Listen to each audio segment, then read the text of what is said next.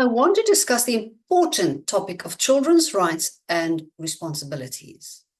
As I dive into this subject, I'll explore how understanding and embracing these rights and the responsibilities can foster a more resilient and compassionate society. Our children are not just the future, they are the present, and recognizing their rights while instilling a sense of responsibility is crucial for their development and well-being. I'm Sinta Ebersohn, mentor and post-traumatic growth specialist. Much of children's perceived adversities and traumas these days are based on their excellent knowledge of their rights, but a poor understanding or often a complete lack of insight in the concept of responsibility that accompanies that privilege.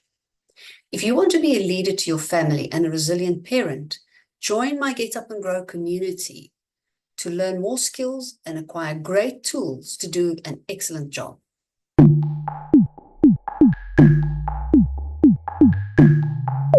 Children have a right to heritage and beliefs, but they also have the responsibility to respect others. They have the right to be proud of their heritage and their beliefs, and this right ensures that children can freely express their cultural identity, their religion, and their traditions without fear of discrimination. It is essential for children to feel connected to their roots, as it shapes their sense of self and their sense of belonging. However, with this right comes a responsibility to respect the heritage and the beliefs of others. In everyday life, this means being open-minded and accepting of different cultures and religions. It involves listening to others' stories and experiences and showing kindness and empathy. For instance, in a classroom setting, a child might learn about different holidays and traditions from classmates, and that fosters mutual respect and understanding. And to make it easier, I'm going to offer you a suggested activity to help you to teach your children this understanding. For example, you can dedicate one day a month to exploring different cultures. Each family member can choose a culture to research and present, age appropriately, obviously. They can share facts, traditions, foods, and music from that culture, or you can choose to learn more about one culture as a family as a whole. Discuss this as a family and learn about the importance of respecting different heritages and beliefs. The outcome of such an activity will help children to appreciate their own heritage while fostering a respect and curiosity about other cultures as well.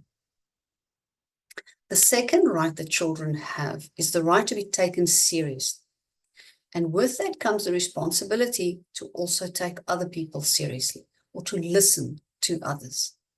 You see, children have the right to be taken seriously. Their thoughts, opinions, and feelings are valid and deserve to be acknowledged.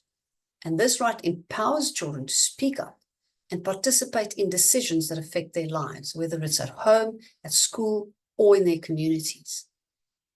Correspondingly, children have the responsibility to listen to others as well. And this means practicing active listening, showing respect during conversations, and valuing others' perspectives.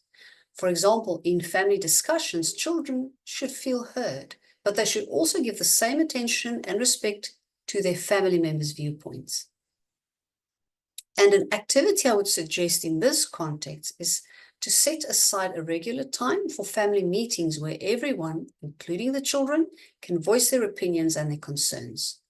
And in doing so, you can practice active listening by letting each person speak without interruptions and summarizing what they said to show understanding. The outcome of this would be that children learn that their voices matter, and they also develop the habit of listening to others respectfully. The third right that children have is the right to be well fed, and accompanied by that is the responsibility not to waste food. Now, this might seem simple to you, but let's think about it for a moment. Every child has the right to be well fed.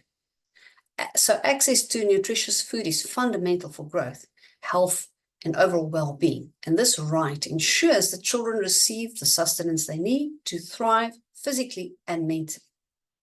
But the accompanying responsibility is not to waste food and to manage it responsibly. So children should learn to appreciate the value of food and the effort that goes into producing it. Simple actions such as serving appropriate portions and saving leftovers can make a significant difference. Teaching children about food sustainability and the impact of waste can also instill lifelong habits of gratitude and conservation. So I would suggest or recommend that you involve children in meal planning and preparation. And while you're doing this, teach them about portion sizes and the importance of not wasting food. Encourage them to come up with ideas for using leftovers creatively. This way, children will develop an understanding of the value of food and the importance of minimizing waste. The fourth right on the Bill of Rights for Children is the right to a good education. And that is balanced out with the responsibility to study and to respect teachers. Now, education is a fundamental right for every child because it opens doors to opportunities, it broadens horizons, and it empowers individuals to reach their full potential. Quality education is essential for personal and for societal growth. But with this right comes the responsibility to study diligently and to respect the teachers. So children should approach their education with dedication and with curiosity. Respecting teachers means that they value their efforts and they maintain a positive learning environment. For instance, completing assignments on time and participating actively in class are ways that children can honor this responsibility that they have.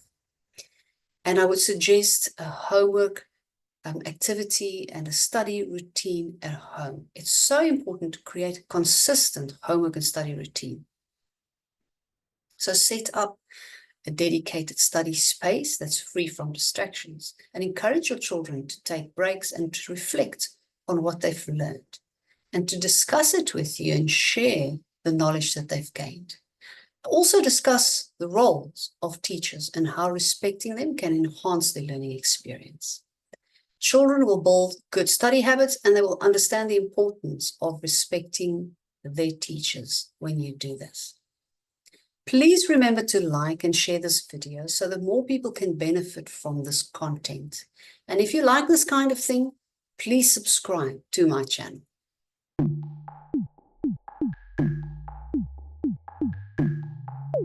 Now let's move on to the fifth right. That is the right to special care for special needs, along with the responsibility to be the best person they can be. So children with special needs have the right to receive the care and the support that they require. This right ensures that every child, regardless of their abilities, has the opportunity to thrive and achieve their full potential. But this responsibility that accompanies this right is to be the best person they can be. And this means recognizing their strengths and working towards their goals with determination and resilience. It also involves showing kindness and support to others with special needs. For example, a child with a learning disability might work hard to overcome challenges, while also advocating for a more inclusive and supportive environment for all. And my recommendation is to help children to create a personal growth chart where they set and they track their goals and celebrate their progress and their achievements, no matter how small they are. Encourage them to help their peers with special needs and to show empathy. And in doing so, you're going to teach your children to strive for their best and to support others with compassion. When we look at the sixth right of children, it's the right to make mistakes, accompanied by the responsibility to learn from those mistakes. Children have the right to make mistakes.